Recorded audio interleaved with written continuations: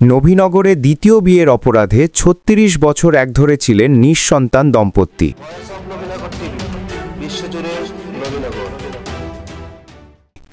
শ্যামল বর্মন শিমুল, নবীনগর, ব্রাহ্মণবাড়িয়া প্রতিনিধি।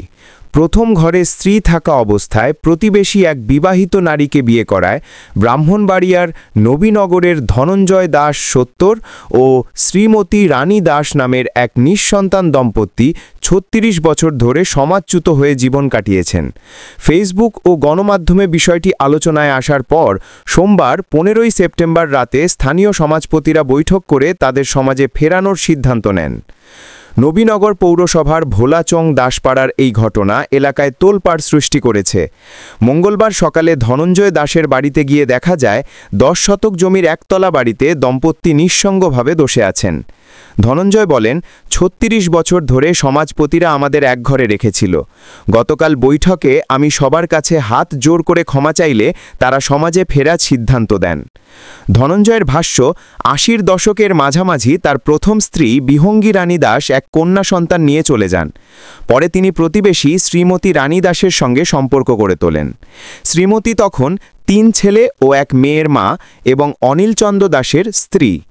১৯৮৯ সালে তিনি স্বামী ও সন্তানদের ছেড়ে ধনঞ্জয়কে বিয়ে করেন। এরপর থেকেই দাসপাড়ার তৎকালীন সমাজপতিরা তাদের একঘরে রাখেন। শ্রীমতী রানী বলেন, স্বামী ও সন্তান রেখে নতুন করে বিয়ে করায় পাড়ার কেউ আমাদের সঙ্গে কথা বলতো না, বাড়িতে আসতো না, কোনো সামাজিক অনুষ্ঠানেও ডাকতো না। ৩৬ বছর এভাবে নিঃসঙ্গ ও সন্তানহীন জীবন কাটানো কতটা কষ্টের তা ভাষায় বলা যায় না। স্থানীয় নাট্যাভিনেতা নাসির চৌধুরী বলেন, এ ঘটনা সত্যিই দুঃখজনক। বর্তমান সমাজপতিরা চাইলে অনেক আগেই মীমাংসা করতে পারতেন। ভোলাচং উচ্চ বিদ্যালয়ের ভারপ্রাপ্ত প্রধান শিক্ষক অঞ্জনা রানী সাহা বলেন, একবিংশ শতাব্দীতে এসে কোনো দম্পতিকে ৩৬ বছর একঘরে রাখা অকল্পনীয়। বর্তমান সমাজপতি সুভাষচন্দ্র দাস বলেন, তৎকালীন মুরব্বীরা সময়ের প্রেক্ষাপটে এমন কঠোর সিদ্ধান্ত নিয়েছিলেন। তবে গণমাধ্যমে বিষয়টি ছড়িয়ে পড়ার পর আমরা বৈঠক করে ধনঞ্জয় ও শ্রীমতীকে সমাজে ফিরিয়ে নেওয়ার সিদ্ধান্ত নিয়েছি।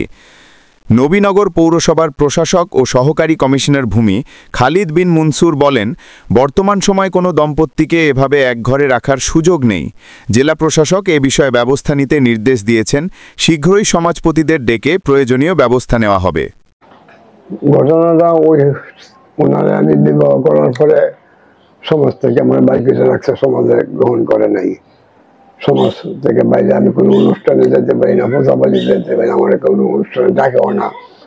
আমি খুব কষ্টে আছি, সমাজে আমার গ্রহণ করে না।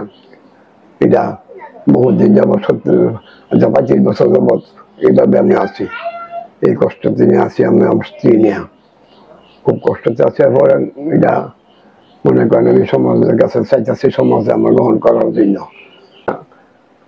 বলছি যে আমি অন্যায় করছি, আমার মাফ করে দেন। অন্যায়টা কি করছিলেন? অন্যায়টা ওই যে আমি ওদের বিয়ে করার পরে অন্যায়টা ওই